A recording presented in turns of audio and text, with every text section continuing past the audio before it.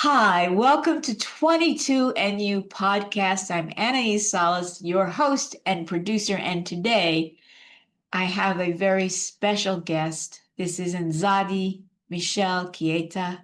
She is a poet. I had the opportunity to hear her poetry and meet her last year, and we even did a coffee date together because I was so deeply enchanted by her work. And I write poetry, and it's always good to connect with another poet when we can find the time to do it. So, Nzadi, thank you for taking some time today to be here. You're welcome. Thanks for inviting me. I'm very, very curious about how the environment that we're in now. You're a poet. You have to be a sensitive person. And we're managing our sensitivities with daily life and all kinds of events, and some things we can tune out and some things we can't. And I wondered if this period of pretty powerful instability that we're going through in the US, not particularly in our neighborhood, because things are calm where I live, and I'll bet they're calm where you are. Yes? They seem to be. Yeah. Doesn't mean that we're not impacted by the other swirling environments around us that are something that we have to tune into just to stay connected.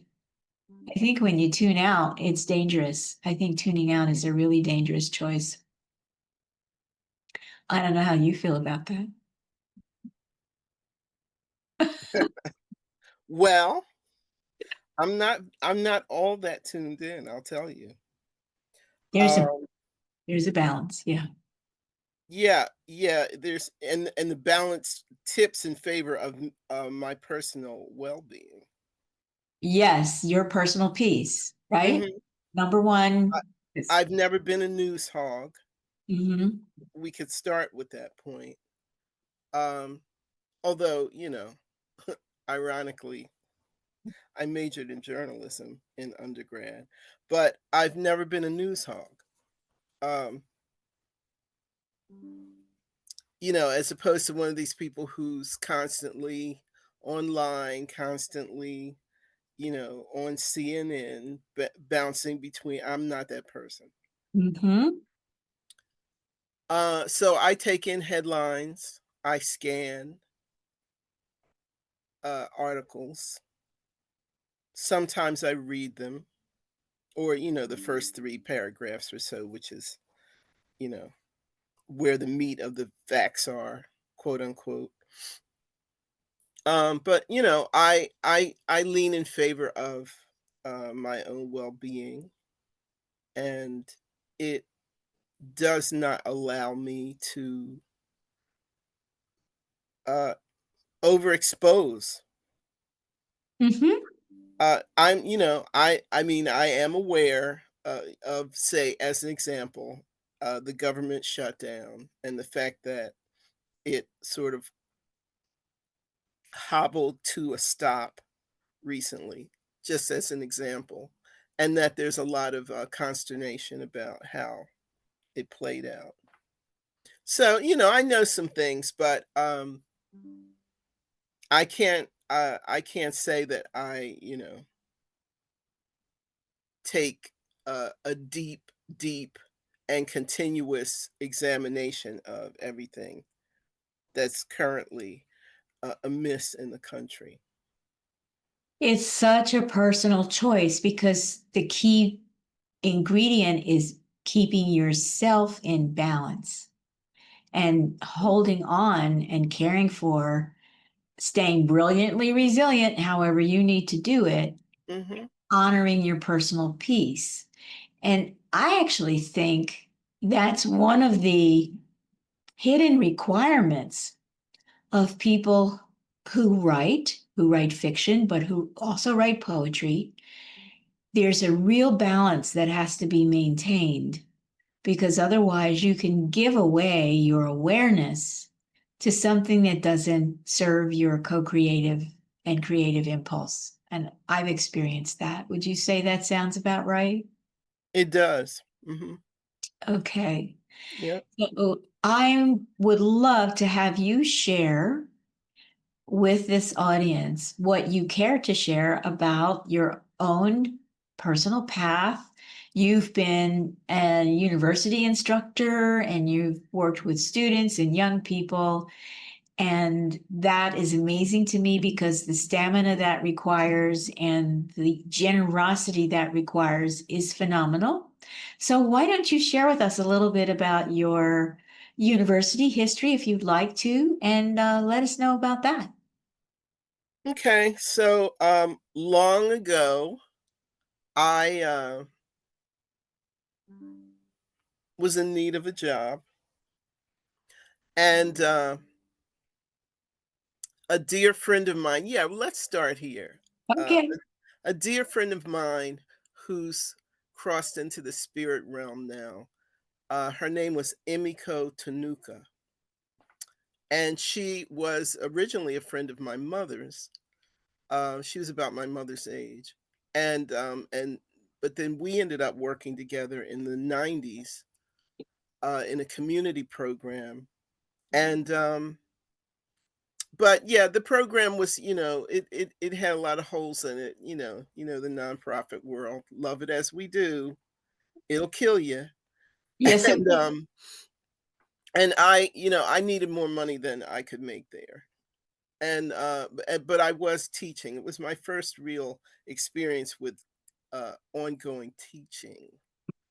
And Emmy, as we used to call her, said, because we met in a master's program, she said, "Nzadi, you've got a master's degree in creative writing.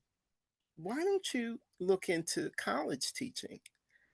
And so, fast forward, I did, um, and I ended up finding a job, an adjunct job.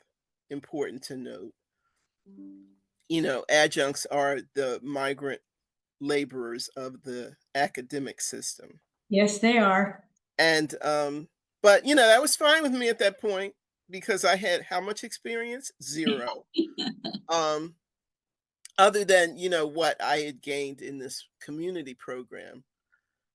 So I applied and got a job as an adjunct in the English department at Westchester University, and did that for 2 years. Grueling, driving in a solid hour on the highway each way, and taught 4 classes a day. Hello, 8, 10, 1, and 2. That's a lot. Yes, it was the happy note is it was all the same course.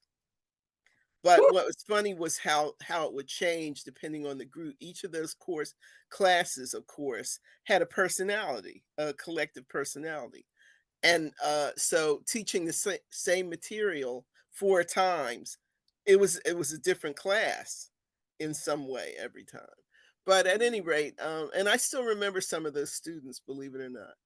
Um, but I was teaching like 100 students a semester. Because in those glory days of higher ed, classes were full and not all related to the course material. Mhm. Some of those students had never, now I don't have any documentation, but I have my life as documentation. Some of those students had never had a conversation with a Black person. Very. And some of them had certainly never had a Black person in a position of authority over them.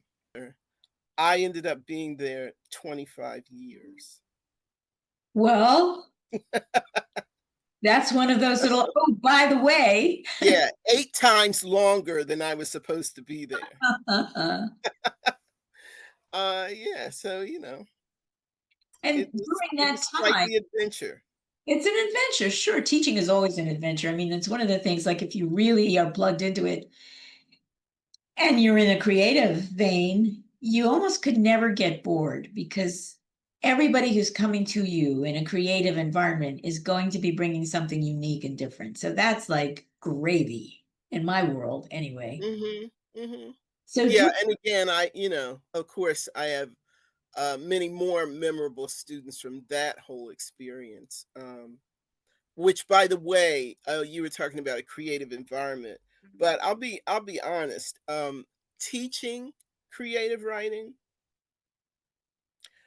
in an institution where they had never had I was I'm pretty sure I'm 98% and a half sure that they had not had a dedicated poetry professor before me. So there was no sort of ground turned over for this. Uh, and the short of it is it was pretty draining. And so um I at some point, and again, this is a small private liberal arts school where you're not going to have multiple people teaching the same thing. So I was the only one. Well, to be fair, a colleague, they hired two poets at the same time. So I was one of two new poetry professors. The other one, I'm still friends with her. Dare we ask her name? Her name is Jenna Osmond. So, eventually, when I started my long journey of staying there, I made the decision that I wanted to teach some literature also because it just it just balanced for me a bit better than Good. constantly writing comments on poetry and constantly workshopping. And I was like I needed to have some balance. So I No, did also teach, eventually taught American literature, specifically the Black arts movement. fantastic. So you were flying the plane as you were building it. Oh, yes, my dear, I was. Absolutely. And walking up and down the aisle with the beverages as well. No, right. Yeah. So during that time, because 25 years is a long time to be in a way settled and And still driving from Philly. commuting, tell me how that impacted your own personal journey of being a poet and a writer, because your work is so powerful. And I know I'm going to ask you to read some of it, but how did you balance that? You do what you if you're me, that is, you do what you need to do. I mean, it's not like I didn't have those sort of shadings. But what I discovered is that those aren't necessarily hard and fast biological tendencies. And some of it might be the fact that I come from a working class, you do what you need to do Mhm. background. Yep. Um, no, I'm sure some of it comes from that. Um, when you don't grow up with the privilege of a lot of options, you do what you need to do to get where you're trying to go. Yeah. And so, that I didn't have household help other than well, my my indentured servants that I gave birth to, and occasionally my husband, um, in certain limited respects. So, I didn't have anybody cooking uh, Right. when I got home from my hour drive. So you work it out. Um, I'm trying to think of a concrete example. Like, as my kids got towards the teen years, and they're both male, I taught them how to wash their own clothes. Absolutely. We had a thing for years and years. In fact, I eventually wrote an essay about it called um, "The Cooking Schedule." Yeah. And so one night, we sat down, and because we used to have family meetings periodically, and we sat down, and I announced that we were going to have a cooking schedule. Everyone who ate food was going to Gonna cook cook. food, Yes. and it was deathly quiet around the table.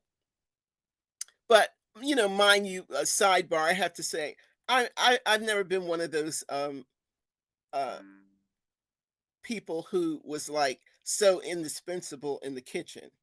I don't kill anybody, but I'm not a great cook. I'm fine. I'm okay. It's tolerable food, but it's not going to be like, oh my God, memorable most of the time. So it wasn't like they were losing out on that. But anyway, the short of it is we developed a cooking schedule. I only had one of the 7 days. Um, and and other people had two. And so that made some space. Another thing, I'll say something about writerly.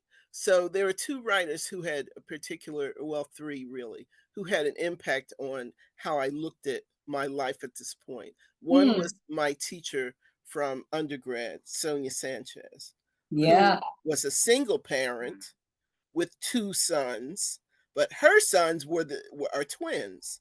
So they were the same age, always the same demands at the same time. So I took a lot from that, just from sort of being around her. And not that her system was my system, but she used to get up at some crack of dawn hour and work, or else she would stay up. She was better at staying up late into the night and doing work. That didn't work for me. Hmm. But it was an example of somebody who has a life like yours. And then there's the great Lucille Clifton, who was a sort of long distance imaginary mentor of mine and inspiration. And Lucille had not two sons, not two children. She had six children, six. And as she used to like to point out, three in diapers at the same time. Hello. And they weren't, there was no triplets, no twin. They were just that close. So, so I used to, when things would get tight, I would just say, like, Lucille's doing it, figure it out. You do that. You channel the people. You just go like, let me just tap your spirit and Hmm. feel into how that universe works for you. How And does that work? And then lastly, there was I had this miraculous moment in the 90s sometime when I got to spend an evening. I actually got to cook dinner for um the novelist and poet Sandra Cisneros. She was in Philly for a brief time, and anyway. So she was at my house yeah. for an evening. And Sandra is famous for saying, "I'm nobody's wife, I'm nobody's mother." So Sandra sussed my situation. When she came over our house, my youngest was like 2, which means my oldest was like 7 or 8. And this is before I started teaching, but I had some kind of job. I was in a whole nother field. And she s- sat down with me after dinner. She pulled me aside. She wanted to talk to me. She knew I was a writer. And we had a conversation, and she gripped my hands and she said, "Listen, what I want you to do is set yourself a doable goal. I don't care how small it is. Set yourself a manageable goal for a reasonable time and work at that, whatever it is, until you get that done. And then set another one."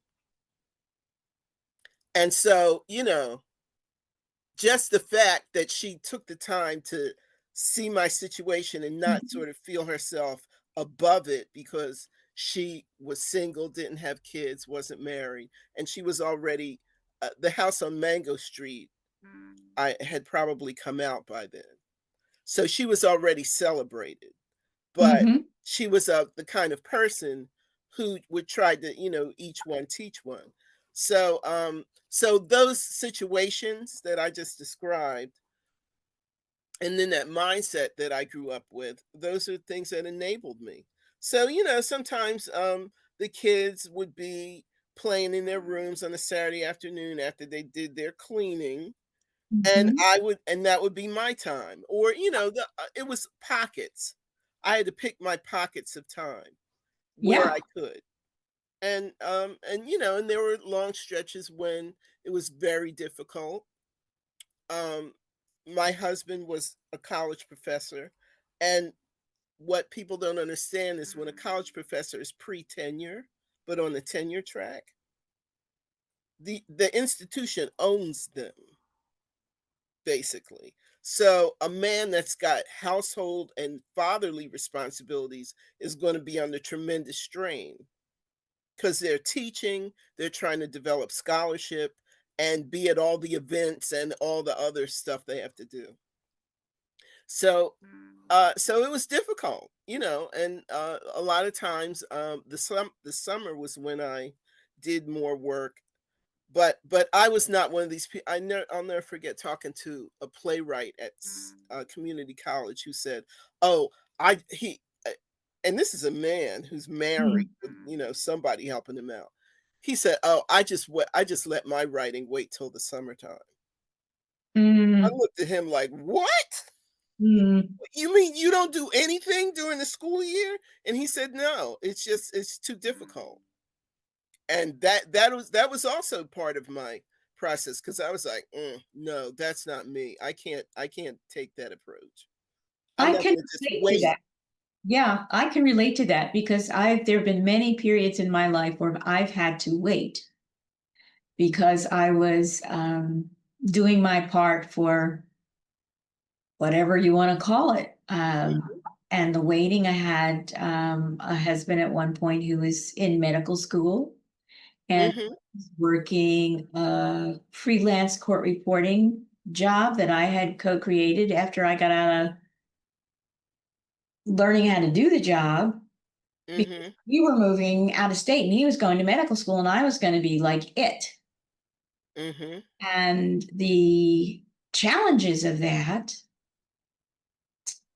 didn't allow, and you've heard a little bit of my poetry. There was no time for that. And right, um, yeah, I was doing in some instances daily copy, which meant I was in court all day, had to go home, feed the kids, do the dinner thing. You know, mhm, my husband at that time would clean up. That was nice. We could sort of work that out. He and the kids would clean up after dinner because I would have to go back to my office and stay there right. till 2 or 3 in the morning to walk out with, Oh god. yeah, that I had to turn in the next day. Now, the upside of that was I got myself to the level where I would engage in long hearings, and one of my days was a $10,000 day. Oh, hello. Hello. And so that allowed me to shift what I felt was spirit nourishing for all of us and for Mhm, me, so that I could hang on to that part of me that mhm, uh, my creative drive is ridiculous. It's relentless. mhm, So mhm, I had to find more than one outlet for it. And I think we adapt. You're in a situation, and one of the things that's maybe this has been an interesting part of your journey is the point at which, when my children were older, there was a compelling form of living poetry for me, which is energy healing. It is a form of living poetry. You touch someone else and you impact their pain and you impact their suffering. For me, that's a living form of poetry. mm, And I was called into that. I had no idea that was where my life was going to go, but it went there. And at that time, I had to find a new balance between the traditional wife, mother, creative person, suddenly launched into a whole new world that I had zero experience in, except this is what's happening with my hands. And I think that's part of the creative journey because when you write your first poem, when you write that first story, when you can feel how alive and connected that makes you, at least for me, I'm imagine you've had that similar experience. It just connects you to all of who you are. You find that wherever you can. At least that's been my experience. Just hang on to it. Whatever you do with all the other hats that you wear, the titles, whatever, that's the core. Hang on to it. yeah, yeah, you do, you do. And um I was the kind of person that I and this is how I was taught. You keep a notebook with you all the time. Yes. It's and so, you're open to the channels by which things begin Yes. all the time. And so, okay, I guess I'll say this now. I've been retired from that job for 3 years. Okay. Uh-huh. I'd be sitting in faculty meeting. Well, I used to do a ton of things in faculty meeting while I was listening, or voting or whatever had to be done. I was part of my brain is, of course, thinking about the class I have to go to after this meeting. But part of me was, maybe sometimes making notes about an idea for a poem that started in the car. And this was one of the great coping methods of both of my teaching jobs, but the longer one especially. I had an hour between my front door and my job, because it was a less grueling drive than going to Westchester, but it was still a long drive in the morning.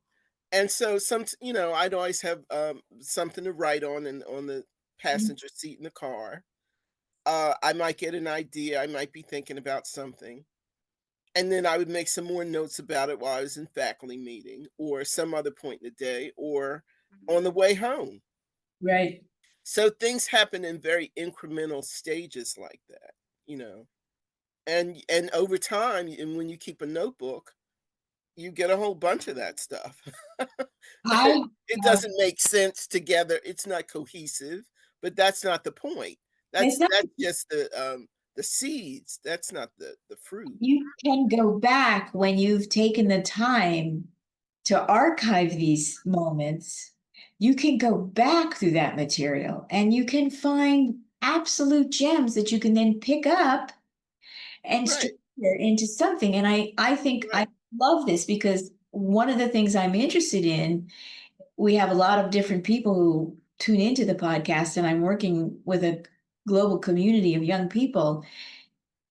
Learn what you can, and if it resonates, try it. And just try it for long enough to see if you can feel the value in it. And then a simple thing like I have a little handheld recorder that I have with me almost all the time. And then I Mhm, can come home and pop it into my computer and it'll spit out whatever I've said. Today, mhm. it's easier to do that, but you still have to have the intention to stay connected Yeah, and the vision. and the vision. And So, also whatever it is that gives you permission. well, let's talk about permission. Let's talk about permission.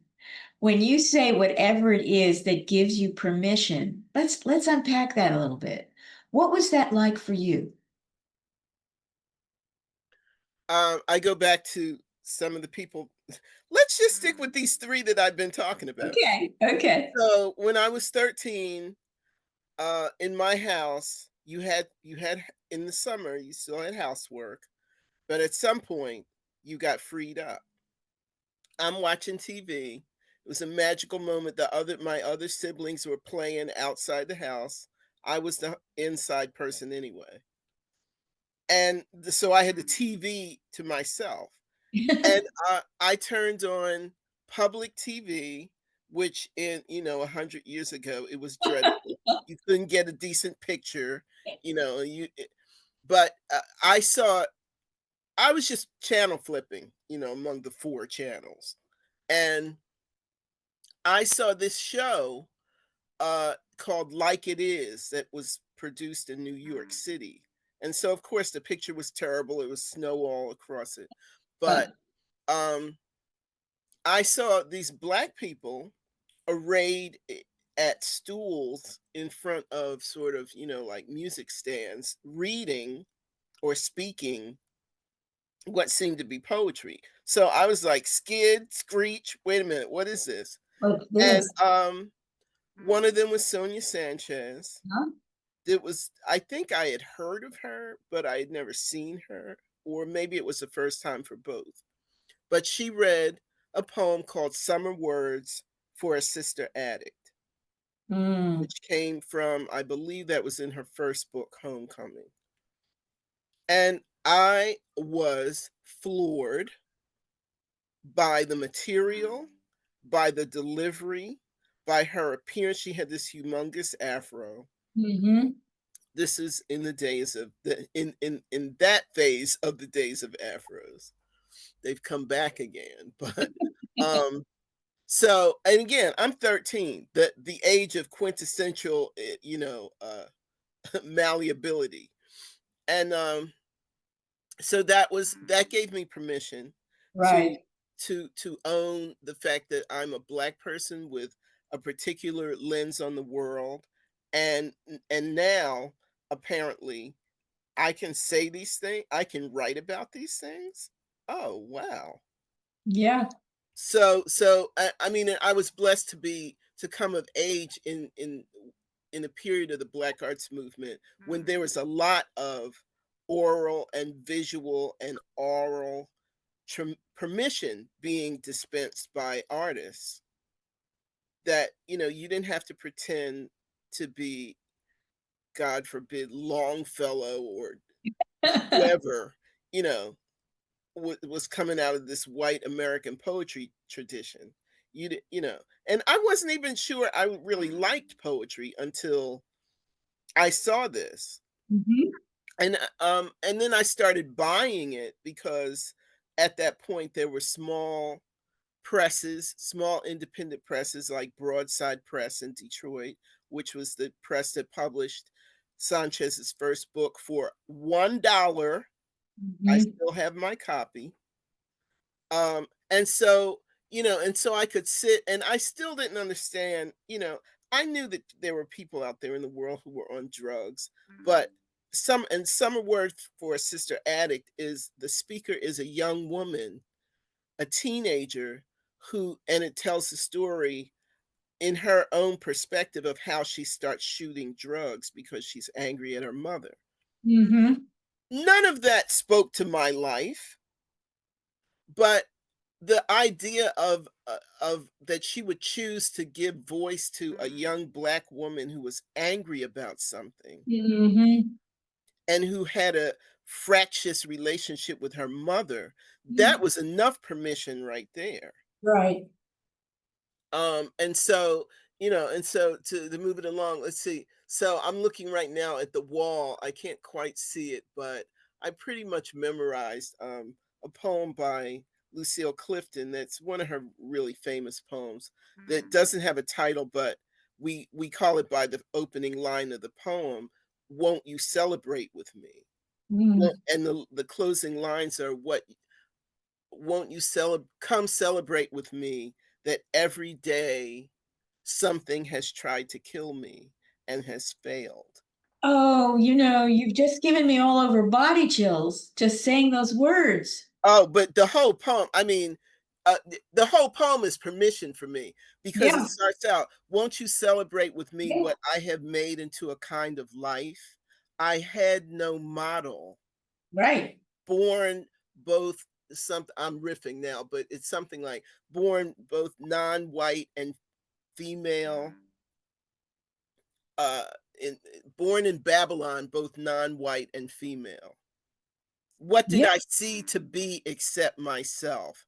Ah, Right. what Right. did I see to be except myself? So Right. if that wasn't the door Permission. getting flung open, I don't know Yeah. what is. Yeah. That's interesting. I love it that you shared that because I believe in a universe that wants everyone to have that experience of their awareness of this is me. I really believe in a universe that is that generous and that is so excited that it has created so much life for us to have the possibility of what is that like, and that we can crash into those moments and crash into those opportunities and bounce off of them and have them ricochet all inside of us until Yeah. we begin to find that space that is absolutely uniquely, completely uniquely, and totally our own. At the same time, it vibrates and resonates with the rest of life and the rest of humanity. And the collisions, when they're Oh gosh, because growing up in that time where the collisions were racial, or where the collisions were about gender, or where the collisions were about power, all of these collisions, every one of them is a space in which some developing, open, available human being whose spirit has not yet been killed grabs the possibility of, here I am. And says it in no uncertain terms. Absolutely. Like that to me is the glory of being a human being. I mean, just let me Yeah, say yeah, it. yeah, and also the glory of finding that. So if I had um not given myself permission to be bookish and somewhat solitary, and believe me, as I grew up, those were not good things in the outside view of the outside world. Um, some of the people in my family did not understand that kind of behavior. Right. My family either. They're like, oh God, leave her alone. I don't And know. therefore no, no, but see, it wasn't "leave her alone." "Leave Oh, her alone" is those are the golden words. That's where the liberation is, when they leave you alone. Um, Sanchez talks a lot about that, about her grandmother used to protect her from people trying mhm. to judge her because she was wild and liked to play with the boys, and her grandmother said, "Leave her alone." You're Well, alone. I didn't really have anybody saying, "Leave me alone." But I started saying it. Well, this is the thing, and this is one thing I think that we have in common. I know that there's a feeling of a connection that I have with you that I really value. And it may be that when we're talking about the permission, was You have I, to give I yourself the permission, yeah, I basically. gave myself the permission, and anybody that tried to infringe on that, I became a wild child. Like, absolutely, you cannot do this to me. I will make you pay for even trying to do this to me. And at some point, it led to leave her alone. Yeah, well, eventually they do get it. That's true. I mean, eventually they're like, okay. Uh, So then the next stage is you have to carry the mantle of the weird one, or yes. fill in the blank. The antisocial one is how I would sometimes depict it, or the evil one. And Ugh. all of that was like, I was like, okay, so those are just people that don't get me. I mean, that's all Right, right. right. Like, don't hurt me about it, and nobody tried to hurt me, but, they tried to browbeat me into being somebody else or being like somebody else. I don't know. It's just the way I was made. When I was 4 or 5, Were you able I in the, knew that I wasn't. yeah, Why did I have to be like somebody else? you didn't, but in the educational system where did you go to public school here in, Oh, yes, of right, course. okay. So in that environment, I found in my growing up years that there were people, there were teachers who made it their business to hurt me. They, Oh, yeah, yeah, they did. They you made didn't it. have time to list them all. Yeah, well, right. So this is, I think, is an important thing for us because the awareness of people who are watching this, and my other work that I do as a life coach, they may have buried the moments when someone attempted to kill their spirit and they don't recognize the damage that that does and how it Mhm, warps your life. And I mhm. mean, And that's then the thinking it was their fault or something. thinking it's your fault. I mean, that's the story of why a young girl starts shooting Sister Addict, becomes Sister Addict, because that's going on around her and she can't make any other sense of it other than it Right, must be me. right, right. So I want to make sure we cover this because there will be people listening who haven't connected those dots yet. Mm, And they yeah. need to connect I them. mean, to a degree, again, what did I used to say to my students all the time? So many things come down to place, time, and circumstance. Absolutely. So you need to pay attention to those things so that to draw what you can. So as I said, so when I was a teenager, a young teenager, the Black Arts Movement was popping. And so what that means is that when I was a younger child in elementary school, the civil rights movement was popping. And for people who don't understand this, given what popular culture is now, at that time there were 3 TV stations. News came on at 6 o'clock, period.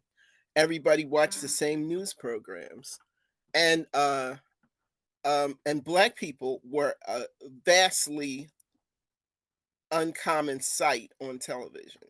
Mm. So in my house, when my father came home and dinner was getting served or about to be, and the news was on, and I'm seeing Black people on the television, on the news, people who look like the people in my church, women who look like my Sunday school teachers, getting dragged by their shirt collars by policemen, getting hit over the head with batons, getting dog sicked on them. Mhm. I'm like, what? What kind of world is this? Correct. And so, so a lot of things that I began to understand about the world start with what I saw on that Right. TV. And again, because I was raised in the church. We went to church every Sunday. All the platitudes, all the theories, all the pronunciations, all the singing, white Jesus up at the front of the altar, and I'm sitting there going at 6 o'clock, sitting next to my father, quietly going. So the people that look like this, Yeah. like Jesus, are also the people doing this Yes. to the people who I've grown up around, who all I see them doing is working, waiting for the bus, and cooking dinner, and doing it all over again, and taking care of us. This makes no No. sense. And if this is supposed to be the truth, then there's got to be another truth out there because this is nonsense. Well, this is great because I think I was 8 years old. I love to sing, always loved to sing. And I went to Sunday school and I was able to sing in Sunday school. And then the material, the propaganda began to be delivered. And then singing got to be like less fun because I'm like, whoa, there's a disconnect here.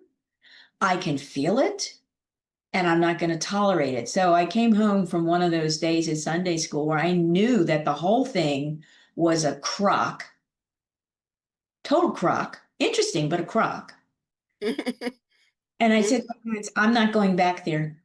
I can't go back there. I won't go back there. Yeah, well, okay. I did not have the leeway to say that. Well, but either church or school. But the thing is, the reason I was telling that story about the news and the sure. church was that it goes back to what you said about the teachers. I'm living in a world where this is what's going on the news. This is going on in a part of the world, by the way, that my parents came from. Correct.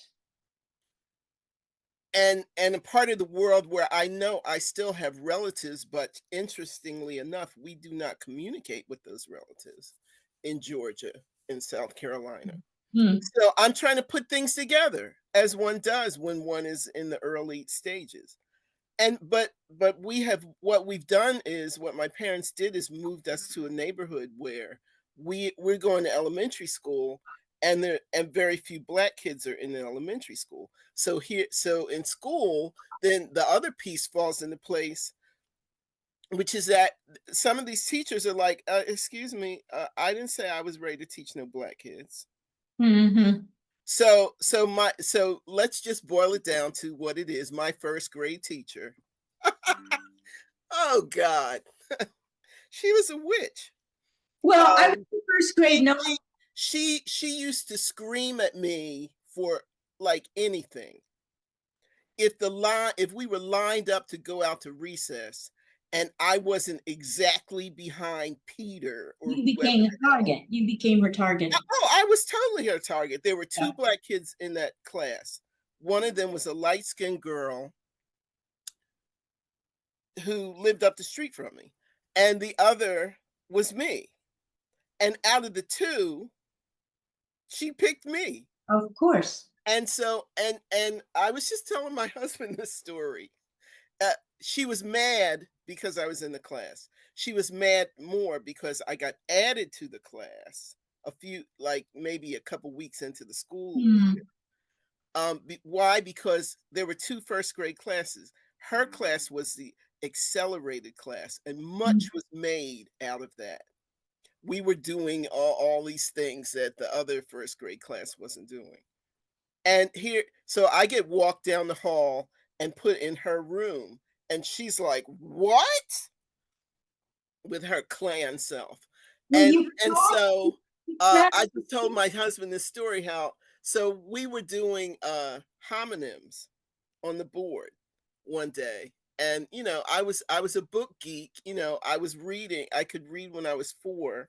So words were like my jam. So she's doing all these easy, and kids are putting their hand up, there and there, say and say, what C and C, whatever the obvious ones. And people kept putting their hands up. I was putting my hand up too, but guess who wasn't getting called on? Right. so so I was like, oh, I see what the game is. I see what she's doing. And so eventually the board's like filled up, and it seems like there's no more homonyms we can think of. Yours truly, I had one that I knew nobody was gonna think of.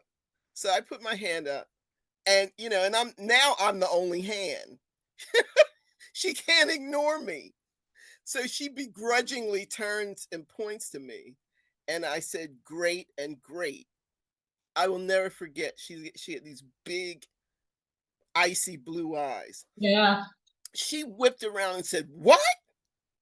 And I was like, "What's the matter with you? You didn't hear me?" To myself. And because I was sitting by the window at that point, and right outside the window where the schoolyard was, there was a black iron grate over Uh-huh. the stairwell. And I knew that that grate was not the same as GREAT. Right. So I said it again, and I pointed out the window. Great, Miss Merritt's, like right there, and great, like GREAT. Nice. If the top of her head could have exploded, it would have. Exploded. Right. She was so mad because I knew something and I asserted it and I was right. Let me share the experience that I had going to first grade again, because my parents, my family, both sides of the family were really invested in education. And we got an early start, and we were read to, and we got to play, those games that you start to begin to get a handle on language and communication. And so I went to first grade knowing how to read and how to write cursive. Wow. Okay. And so it's first grade, and we're starting. I'm like, oh, here comes this good stuff. Here comes we're gonna, and I get this book, See Spot Run. I'm like, you gotta be kidding me. This is really See Yeah, Spot. I know, right? Prepare And to so be then, bored. right. So then I have my little paper, and then I would start riffing off of See Spot Run and writing it in cursive. Oh gosh. And can you imagine? She said, They "You weren't ready for you. right, you can't do that in here." And I said, "Excuse me, I thought that was the point of being here." Like, what do you mean I can't do that here? Have I got the wrong idea about why I'm spending my day here? This was how I spoke to adults. Oh, really? Oh, yes, ma'am. Oh, they really weren't ready for you. I Mm-mm. didn't care. I didn't care because I was already in the space of, I know what it feels like when some energy is trying to shut me down, shut me up, kill me, reposition, Mhm, wipe me out. I can mhm. feel it. Oh, yeah. I'm not going to say yes to that. I'm going to say no to that in a way that you will feel as powerfully as what you're trying to do to me. Mhm. And that was it. It was on. It was Yeah, even yeah. with my parents. It was on. It's like absolutely not going Mhm, to happen. And I found very ingenious ways to make the point. Really make the point. There was a day with Sunday family, we're going out to do something interesting together. We did Sunday cool things on Sundays, and everybody had a pile in the car. But I had been accused of something that I didn't do. And I said, I didn't do it. And I'm not going to admit to something that I didn't do. mhm. And, there's a whole brouhaha about that. And while everybody was getting ready to go and they were thinking that, they were done with me, I went into my parents' bedroom bathroom and I locked the door. And there was a tiny little window in their bathroom that no human being, adult human being, could have fit through, even if they broke it. And I sat there and I waited till they started calling me, Wayne, where are you? It's time to go. And finally, I was like, kept quiet. And then they're like, realized that I'm locked in the bathroom. Come out. I'm like, no, not coming out until I get an apology. Not coming out. Oh my god. Oh, yeah. Oh, yeah. And I found little kinds of unexpected power moves like that. Every time my imagination needed to come up with a power move like that, it would bring me one. And I, And, well, the thing is, it's like a intoxicating. You got success early on off of saying no, and then that's gonna motivate you to do it again, to say it again, to take that approach. but here's the thing. My my parents were not averse to physical punishment. I got a lot of that. And then Mhm. there was one day where I had again crossed the line. I was 5, and my mother said, All right, go upstairs, you're getting a spanking. That was the routine. And so I'm walking up the steps and I said, Well, could we use the belt today? I'm really tired of the hairbrush. Just stuck a pin in it, didn't you? Uh-huh. Did not get spanked, never happened again, never came up again. So this is what generates literature, poems, and expression and creativity and my I amness. And now I would love you to read one of your poems. Oh, oh boy. Okay. I really do have such a deep appreciation of what you write. Well, thank you. Um, I don't if you didn't put any limits on me. No, I So, didn't. uh, but given what we've been talking about, I want to read something from my second book. I mean, I'm happy to read more than one thing, but I want to read something from my second book, if All that's right, I'll trust your judgment. my second book is all about this theme of permission. This is the cover of the book, Brief Evidence of Heaven, Poems from the Life of Anna Mary Douglass. Oh my goodness. Okay. So Anna Mary Douglass was Frederick Douglass's first Yeah, wife. right. She was his wife for 44 years, which is a long time to do anything. And not to mention being married. Um, and she was the opposite of her husband in several respects. In the most significant one for me, She never learned to fully read and write.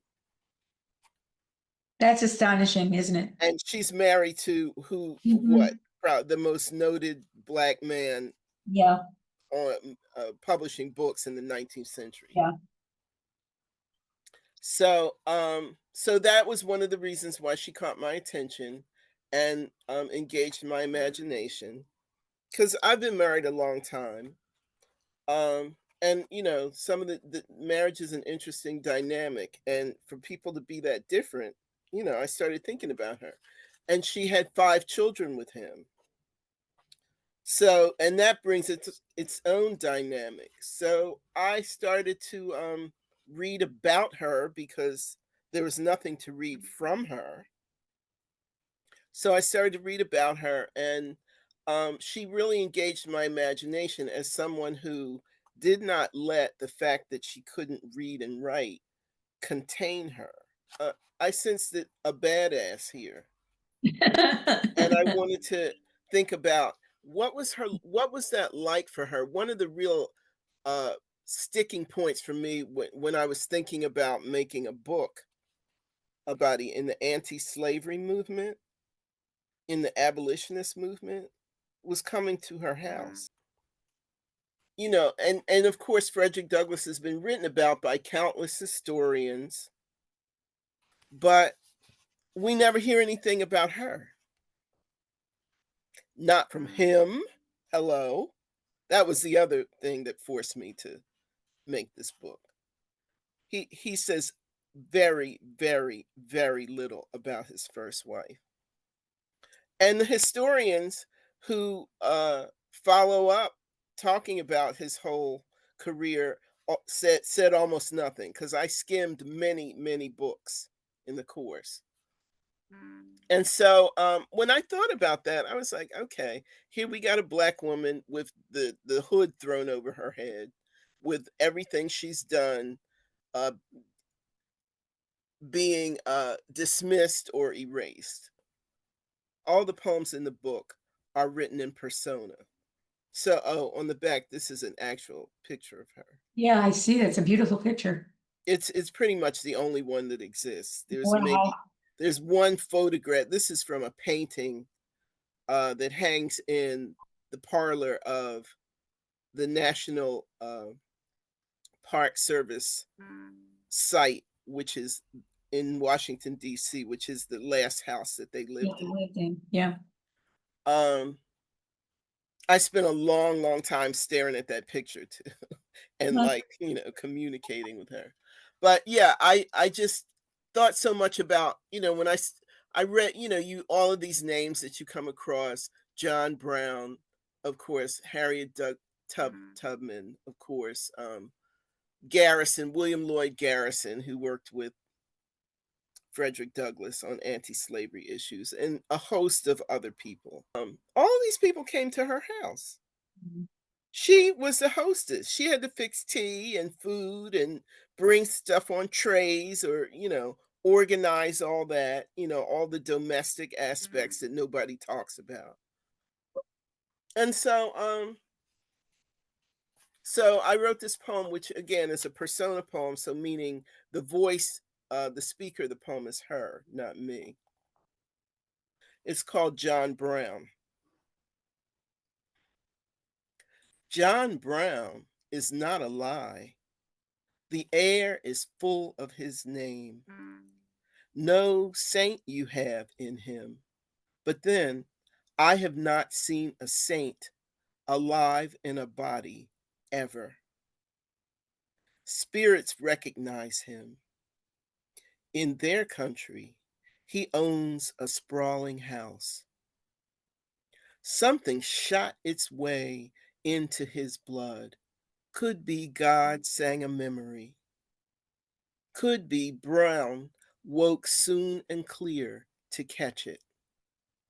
He sways like a bloodhound, prying the song out of every roof. Slim as a rifle. The stain of him rides all over this republic. Between the seventh plank of a loosened floor and white hair bright as straw. Between two fingers and a dark tobacco leaf rolling. Where is the army of browns? The army of white men with hearts instead of vaults and dogs. This has been as juicy and wide ranging and personal and authentic and in a little way prophetic as I hoped it would be. I Mm, Yeah, I just am so grateful for your sharing this time with me and a glimpse of you and the sound of your words. I'm deeply grateful. So thank you for doing this with me. And please, I'm going to say fair warning because I want people to be able to reach out to you. You just never know. You just never. yeah, no, I take that point very strongly these days. You never know. If you're blessed to wake up, you don't know what the day's bringing to you. So, And who you can be a breath of fresh air on a flame of someone who's about to give themselves permission. mhm, mhm. I love that we hit on that theme, right? It was totally organic, which is so fun. That's what I love about doing this podcast is it allows for those things to just show up. Yeah, Yeah. right. Things that are like waiting to be said. Yeah, totally great. I love doing this. So again, thank you so much, Nzadi Michelle Keita. I appreciate you. And I'm so glad that we're kind of sort of neighbors. We're living in the same community. It's a powerful oath that we share with our poet community, among other Definitely. things. Thank you, dear. You're welcome. Thank you for the invitation. Okay. Take Addie, care. you too. Bye-bye. 22 and You podcast is brought to you by Living Lessons Library. And we're located in Philadelphia and would love to have you become a member. Thanks for watching.